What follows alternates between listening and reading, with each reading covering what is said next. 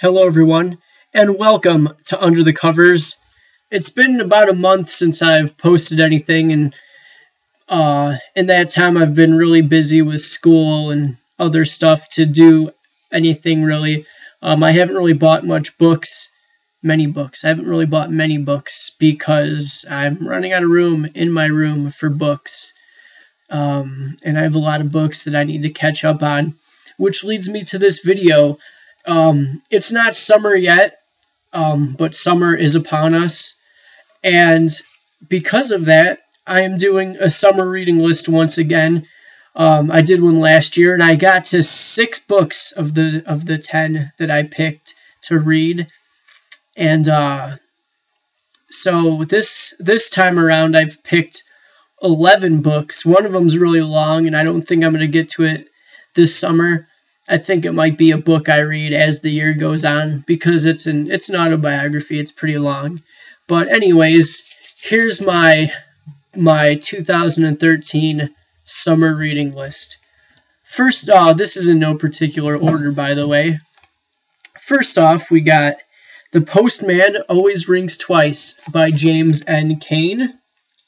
And as you can tell, I bought that at Half Price Books. I should probably take the sticker off of that soon. Next up, we got The Boy Detective Fails by Joe Meno. One of my favorite authors. His other book, Hairstyles of the Damned, is one of the best books I read last year. And it's, once I read it a couple more times, I'm pretty sure it'll be one of my favorites of all time. Next up, I Am Number 4 by Pittacus Lore. Here you go.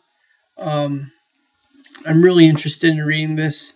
I've heard really good things about it, but I've also heard a few bad things about it, so I'm not sure how I'm really gonna like it. Next up, we have This Is How You Lose Her by Junot Diaz. And if you've ever read The Brief Wondrous Life of Oscar Wilde, or Drowned, you'll know how awesome Junot Diaz is. I believe this is a collection of short stories. Yeah, it is. It's a collection of short stories, which was what Drowned was, but I don't really know too much about it. But I know Junot Diaz is awesome, and I'm really looking forward to reading that. That's why I threw it in my summer reading list. Next up, we have the second book of a series of unfortunate events, The Reptile Room by Lemony Snicket. There you go. Read the first one last year, and I enjoyed it. There's a lot of books in that series, so I'm hoping to get to most of them. Next up is Insurgent by Veronica Roth. Last summer I read Divergent, and I actually did a review of it. So if you want to check out the review, you got to go back to the past videos and check them out. I'm looking forward to reading this. I hope it's better than Divergent. I thought Divergent was pretty good, but there was a lot of stuff in there that I was kind of iffy on. Next up, we have that autobiography I was talking about. It's Bret Hart, Hitman. Bret the Hitman Hart, my favorite professional wrestler of all time. I've had this book for about a year, and I just really haven't had time to sit down and read it because of school and everything else. But I'm really looking forward to reading it, and I'm going to have a lot of time to read it. And I think I'm going to, it's 500 plus pages, so I'm going to really have to, read this over time, I think, and not just sit down and read it in one lump sum. Next up, something I'm not too much looking forward to. Not looking forward to too much. Twilight by Stephenie Meyer, and there's a funny story behind this. I put it out there that if someone bought me the Twilight books, not gave me their copy, or let me borrow their copy, or rented it from the library, or whatever, they had to buy it for me, purchase it and give it to me, that I would read the books. So one of my friends, I'm going to leave her nameless for her own safety, she bought me all 4 of the Twilight books for $4. So it's Twilight by Stephenie Meyer. I'm going to give it a go. Hopefully it's not as bad as people say it is, and hopefully it's better than, or almost half as good as the people who love it say it is. Maybe it's somewhere in between. Next up, we have Persepolis 2, The Story of a Return by Marjane Satrapi. As you can see inside, it's a graphic novel, but the first one was wonderful. I really liked it. I love the animation, or the animation. I don't know if it's called animation, but I love the cartoon or the comic, the how it's drawn. So, and I really like the story. It's a true story, obviously. So I'm going to give the second one a go. It's going to be a pretty quick read, I think. And then the next one is one I'm really looking forward to.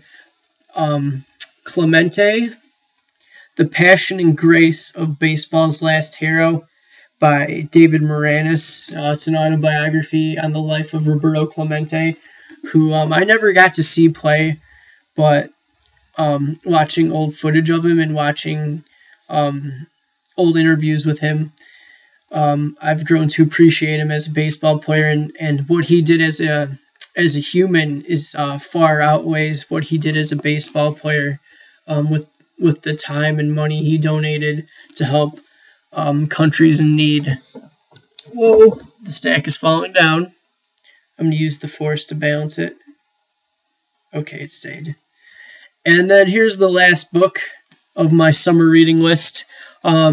It's the one I'm looking forward to the most, and I'm about to figure out what all this hype is about. I mean, seriously, here we go.